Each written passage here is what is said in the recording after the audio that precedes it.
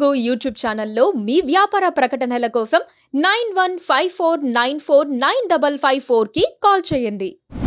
నమస్తే, welcome to mood of the AP. నేను వసంత. ఎట్టకేలకు టీడీపీ మరొక జాబితాను అయితే విడుదల చేసింది, మూడో జాబితాని. మూడో జాబితాలో దాదాపుగా 11 మంది అసెంబ్లీ అభ్యర్థుల పేర్లు, ఎవరైతే ఎమ్మెల్యే కంటెస్ట్ చేయాలో వాళ్ళ పేర్లు 11 మంది, అలాగే పార్లమెంటుకు మరొక 13 మందిని అయితే అనౌన్స్ చేసి మొత్తంగా 24 మందితో మూడో జాబితా టీడీపీ అనౌన్స్ చేయడం కూడా జరిగింది. మరొకసారి ముందుగా అసెంబ్లీ సెగ్మెంట్కి సంబంధించిన అభ్యర్థుల లిస్ట్ అయితే మనం ఒకసారి చూసినట్లయితే 11 మందిని శ్రీకాకుళం పార్లమెంట్ పరిధిలో పలాస నియోజకవర్గం గౌతు శిరీష ఎవరైతే ఉన్నారో, గౌతు శిరీష ఈమె గతంలో కూడాను కలిసి పోటీ చేసిన వ్యక్తి. ఈసారి కొంతమేర ఆవిడ నియోజకవర్గంలో బలంగా ఉన్న వ్యక్తి అని కూడా చెప్పుకోవచ్చు. గౌతు లచ్చన్న గారి మనవరాలు. అలాగే శ్రీకాకుళం పార్లమెంట్ నియోజకవర్గంలోనే పాతపట్నం నియోజకవర్గానికి కూడా మామిడి గోవిందరావును అనౌన్స్ చేయడం కూడా జరిగింది. ఇక శ్రీకాకుళం పార్లమెంట్లో మరొక నియోజకవర్గం వచ్చేసి శ్రీకాకుళం నియోజకవర్గం గోండు శంకర్ని కూడా ఇక్కడి నుంచి అభ్యర్థిగా ఖరారు చేయడం కూడా జరిగింది. ఇక విశాఖపట్నానికి వచ్చే విశాఖపట్నంలో శృంగవరపుకోట కోళ్ల లలిత కుమారి పేరు కూడా తెలుగుదేశం పార్టీ అనౌన్స్ చేయడం జరిగింది. ఇక కాకినాడకు సంబంధించి కాకినాడ సిటీ గతంలో ఇది జనసేనకు వెళ్ళే అవకాశం ఉందన్నట్లుగా కొంతమేర సమాచారం. రూరల్ కానీ కాకినాడ సిటీ కానీ ఖచ్చితంగా జనసేన కేటాయించాలన్నట్లు కూడా కొంతమేర అనుకున్న సందర్భంలోనే మరోపక్క బీజేపీ ఆడిన తర్వాత బీజేపీకి కూడా వెళ్ళే అవకాశం ఉందని చెప్పేసి అనేక వార్తలు వచ్చిన తరుణంలో దీనికి చెక్ పెడుతూ కూడాను కాకినాడ సిటీ వనమాడి వెంకటేశ్వరరావు కూడా టికెట్ కేటాయించడం కూడా జరిగింది. ఇక అమలాపురం పార్లమెంట్ పరిధిలో అమలాపురం ఎస్సీ రిజర్వ్డ్ నియోజకవర్గం ఇది.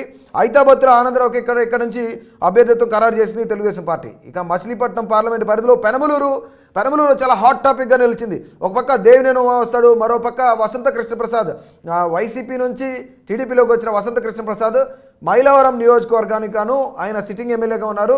అక్కడి నుంచి ఆయన వస్తున్నారు, పెనమలూరులో పోటీ చేస్తారు. ఎందుకంటే పెనమలూరుకి అలాగే మైలవరానికి కొంతమేర ఇంటర్లింక్ ఉంది, కొంతమేర క్యాస్ట్ ఈక్వేషన్స్ కూడా పనిచేస్తాయని చెప్పేసి ఆయన ఇక్కడ తీసుకొద్దామని చూసిన పరిస్థితిలోనే బోడే ప్రసాద్ ఎట్టకేలకు ఆయన భావోద్వేగానికి గురయ్యారు. మనం అనేక మార్లు చూసాం, ఆయన ఏడవడం కూడా చూసాం. ఖచ్చితంగా టికెట్ నాకే ఇవ్వాలి, ఎందుకంటే దాదాపుగా ఒక సొంత కూతుర్ని సొంత బిడ్డను కాపాడుకున్న నియోజకవర్గం ప్రజలందరూ కూడా నాతోనే ఉన్నారు. టికెట్ కేటాయించకపోతే కనుక ఖచ్చితంగా ఇండిపెండెంట్గా పోటీ చేస్తా, చంద్రబాబు నాయుడు ఫోటో పెట్టుకునైనా పోటీ చేస్తా అనుకుంటున్న తరుణంలోనే ఇది ఎవరికి వెళ్తుందా నిజంగానే బోడే ప్రసాద్ పక్కన పెడతారా అనుకుంటున్న తరుణంలో అత్యంత రసవత్రంగా మారిన ఈ పెనమలూరు నియోజకవర్గం ఏదైతే ఉందో ఈ నియోజకవర్గానికి సంబంధించి ఆయనకే టికెట్ కూడా కేటాయించడం జరిగింది బోడే ప్రసాద్కి. ఇక విజయవాడ పార్లమెంట్ పరిధిలో మైలవరం నియోజకవర్గం వసంత కృష్ణప్రసాద్ సిట్టింగ్ ఎమ్మెల్యేగా ఉన్నారు. మైలవరం నియోజకవర్గానికి ఆయనకి అక్కడనే మళ్ళీ సీటు కూడా కేటాయించడం జరిగింది. ఇక్కడ మరొక విషయం ఏంటంటే, ఎప్పటి నుంచో ఉన్న మాజీ మంత్రి దేవినేని ఉమ పరిస్థితి ఏంటి? ఆయన కూడా మైలవరం మీద ఆశలు పెట్టుకున్నారు. మైలవరం ఆయన వస్తాడు, డెఫినెట్లీ అక్కడి నుంచే పోటీ చేస్తారు. ఎందుకంటే గతంలో ఆయన అక్కడి నుంచే పోటీ చేసి గెలిచి మంత్రి అయ్యాడు కాబట్టి. ఈసారి గతంలో 2019లో మనం చూసుకున్నట్లయితే దేవినేని ఉమ మాజీ మంత్రి ఓడిపోవడం జరిగింది వసంత కృష్ణప్రసాద్ మీద. కానీ ఇప్పుడు దేవినేని ఉమకు టికెట్ ఎక్కడ కేటాయించారు అనేది కూడా మనకి తెలియాల్సి ఉంది. ఇంకా ఇదొక సస్పెన్స్ అని కూడా మనం అనుకోవచ్చు. ఇక నర్సరావుపేట పార్లమెంట్ పరిధిలో నర్సరావుపేట నియోజకవర్గం డాక్టర్ చదలవాడ అరవింద్ బాబుకు టికెట్ కూడా కేటాయించడం జరిగింది. ఇక బాపట్ల పార్లమెంట్ పరిధిలో చీరాల నియోజకవర్గానికి మద్దులూరి మాలకొండ యాదవ్ కూడా టికెట్ కేటాయించడం కూడా జరిగింది. ఇక్కడ ఇంకా తిరుపతి పార్లమెంట్ పరిధిలో సర్వేపల్లి నియోజకవర్గం సోమిరెడ్డి చంద్రమోహన్ రెడ్డి, గతంలో టీడీపీ సీనియర్ నేత సోమిరెడ్డి చంద్రమోహన్ రెడ్డి కూడా టికెట్ ఉండదు, ఆయన పేరు కూడా ఐవీఆర్ఎస్ సర్వే నిర్వహించారు. ఐవీఆర్ఎస్ సర్వేలో ఆయనకు కొంతమేర వ్యతిరేకత ఉంది, కొంతమేర పర్సంటేజ్ రాలేదు, ఆయనకు టికెట్ ఇస్తారా లేదా చెవిరెడ్డికి అనుకుంటున్న పరిస్థితి. కానీ ఖచ్చితంగా ఆయనకి ఎట్టకేలకు టికెట్ కేటాయించారు. తిరుపతి పార్లమెంట్ పరిధిలో సర్వేపల్లి నియోజకవర్గం నుంచి ఆయనకు టికెట్ కేటాయించిన పరిస్థితి కూడా మనం చూస్తున్నాం.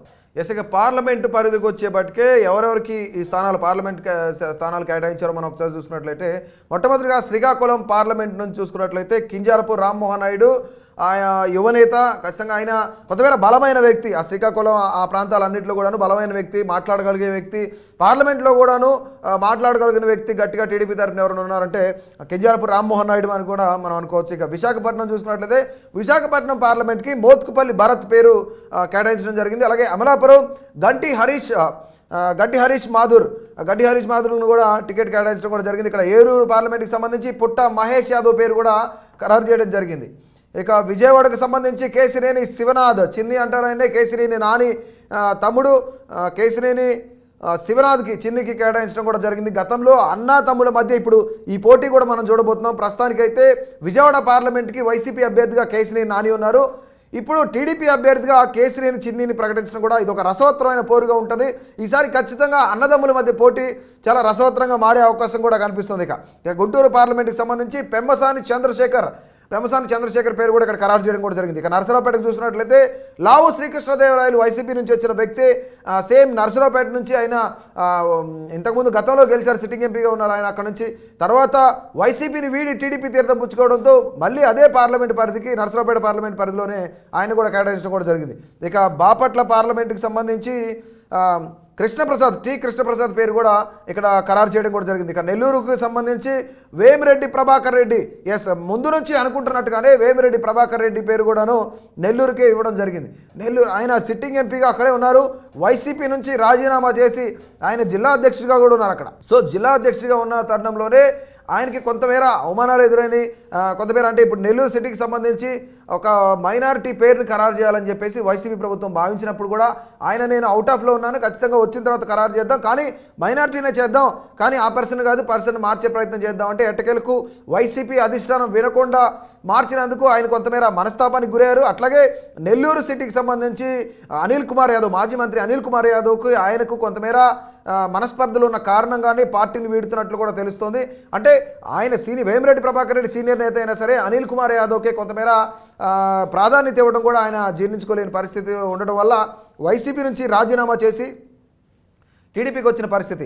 ఇప్పుడు నెల్లూరుకు సంబంధించి వేమిరెడ్డి ప్రభాకర్ రెడ్డి పేరు కూడా టీడీపీ అధిష్టానం ఖరారు చేయడం కూడా జరిగింది. ఇక చిత్తూరుకు సంబంధించి దగ్గువళ్ళ ప్రసాదరావు పేరును అక్కడ చిత్తూరు నుంచి కూడా ఖరారు చేయడం జరిగింది. ఇక కర్నూలుకు సంబంధించి బస్తిపాటి నాగరాజు, పంచలింగాల నాగరాజు అంటారు, పంచలింగాల నాగరాజు పేరు కూడా ఖరారు చేయడం కూడా జరిగింది. ఇక నంద్యాలకు చూసుకున్నట్లయితే బైరెడ్డి ఫ్యామిలీ నుంచి మరొక వ్యక్తిని కూడా టీడీపీ అనౌన్స్ చేయడం కూడా జరిగింది. బైరెడ్డి ఫ్యామిలీ ఈసారి ఎంత మేర పోటీ ఉంటుంది, ఒకవేళ అక్కడి నుంచి కనుక బైరెడ్డి ఫ్యామిలీలోని బైరెడ్డి సిద్ధార్థ రెడ్డి పేరు ఏమైనా మార్పుల చేర్పుల భాగంగా బైరెడ్డి సిద్ధార్థ రెడ్డి పేరు ఏమైనా మార్పు చేస్తే కనుక ఈ ఫైట్ మరింత అత్యంత ప్రాధాన్యత సంతరించుకునే అవకాశం ఉంది. ఎందుకంటే బైరెడ్డి శబరి నంద్యాల నుంచి పోటీ చేస్తున్నారు కాబట్టి. ఇక హిందూపురానికి సంబంధించి బీకే పార్థసారథి పేరు కూడా ఖరారు చేయడం జరిగింది. ఇక మొత్తంగా 13 మంది లోక్సభ స్థానాలు, మరొక 11 మంది అసెంబ్లీ స్థానాలు కూడా టీడీపీ 3వ విడతలో ప్రకటించింది. సో ఖచ్చితంగా వీళ్ళల్లో ఎవరు గెలుస్తారు, ఎవరు ఓడిపోతారు అనేది కూడా ఖచ్చితంగా ఇలాంటి ఇంట్రెస్టింగ్ ఫైట్ ఉంటుంది. ఎక్కడెక్కడ ఎవరెవరికి మధ్య టఫ్ ఫైట్ ఉంటుంది, ఎక్కడ టీడీపీ పై చేయి ఉంటుంది, ఎక్కడ వైసీపీ పై చేయి ఉండే అవకాశం ఉందనేది కూడా ఖచ్చితంగా కమెంట్ చేయండి. మరిన్ని ఇలాంటి ఇంట్రెస్టింగ్ అప్డేట్స్ కోసం మా కేటీవీ తెలుగును సబ్స్క్రైబ్ చేయండి, అలాగే ఫాలో చేయండి. Please subscribe to KTV Telugu. KTV Telugu. KTV Telugu. KTV Telugu. KTV Telugu. KTV Telugu channel.